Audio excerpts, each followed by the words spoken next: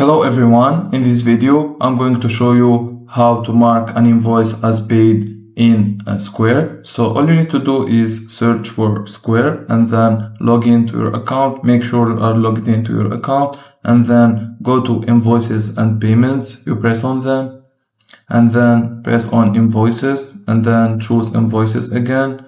Now you will see the list of the invoices you have. If you want to mark many invoices as paid, you need just to select them, or you can also select all the invoices that you have to mark them as paid.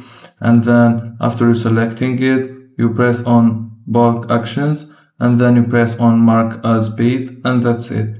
If you find this video helpful, don't forget to like and subscribe, and thank you for watching.